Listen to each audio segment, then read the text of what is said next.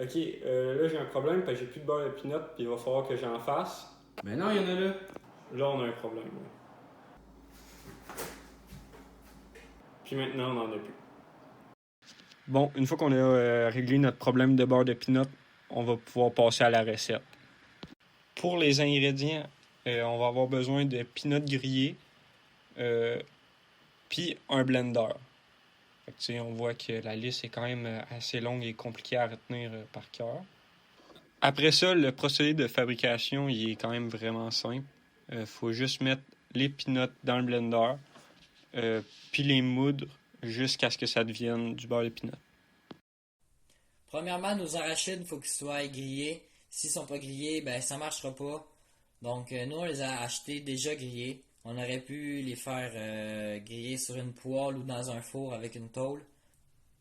Le but à ça, il y en a deux. Il y a deux buts. Le premier, c'est de réduire l'eau, puis le deuxième, faire sortir les lipides.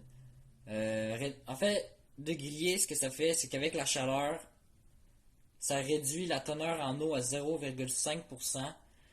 Donc, on a des arachides à 99,5% sèches, ce qui nous donne à la fin un beurre de pinot qui est plus consistant, qui est moins liquide. Donc, plus le fun à manipuler avec un couteau. Puis aussi, ça l'aide, comme j'ai dit plus tôt, là, ça l'aide les lipides à sortir de la pinotte, ben en fait à sortir du cytoplasme des cellules de la pinotte. Fait que là, on a comme une pinotte, mais qu'à l'intérieur, les lipides sont comme détachés du reste. Deuxièmement, ce qu'on va faire, on va venir broyer les pinottes. C'est la partie probablement la plus facile. Tu mets tes pinottes dans le blender, tu appuies sur Go, puis là ça part. Fait qu'est-ce que ça fait en gros, c'est que ça crée deux produits différents, là, si je peux dire ça de même. On a les arachides liquides en grande majorité dans le fond. En fait, c'est juste des arachides ordinaires, mais en petite purée. Je dis qu'ils sont liquides parce qu'ils n'ont pas de forme propre, puis ils prennent la forme du contenant dans lequel on le met. C'est sûr qu'ils sont plus liquides que du beurre de Kraft qu'on pourrait acheter à l'épicerie, mais sont moins liquides déjà que si on aurait pris des arachides non grillés. L'autre produit qu'il y a, c'est en petite minorité sur le dessus. Il y a de l'huile d'arachide. En fait, ça, c'est les lipides. Tu sais, ceux qu'on avait fait sortir du cytoplasme dans les grillants. Mais en fait, là, en cassant toute la structure de l'arachide, ça permet à ces lipides-là euh, de sortir de la pinotte puis de venir s'agglomérer ensemble. Fait que sous le dessus, on a une couche d'huile. Dans le fond, on a nos arachides. La troisième étape, qui est même facultative, c'est d'ajouter des additifs à notre beurre de pinot. La plupart des compagnies vont mettre des agents de conservation puis des émulsifiants. Moi puis Jérémy, on a décidé qu'on mettait rien. On garde ça 100% pinot, plus facile à faire que de la tisane. Mais je vais quand même vous expliquer c'est quoi un émulsifiant.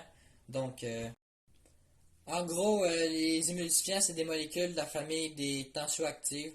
Des molécules tensioactives. L'émulsifiant a deux parties. Elle a comme une tête qui est hydrophile, attirée par l'eau, puis une queue lipophile qui est attirée par l'huile. Euh, Ces petites molécules-là vont comme faire le tour, ils vont venir envelopper les petites gouttelettes d'huile pour pouvoir, après, avec la tête qui est attirée par l'eau, venir l'incorporer à l'eau. Ce qui va nous permettre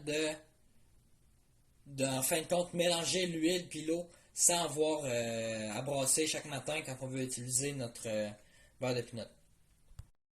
Ça crée un mélange qui va être homogène et stable puis qui va arrêter de se séparer.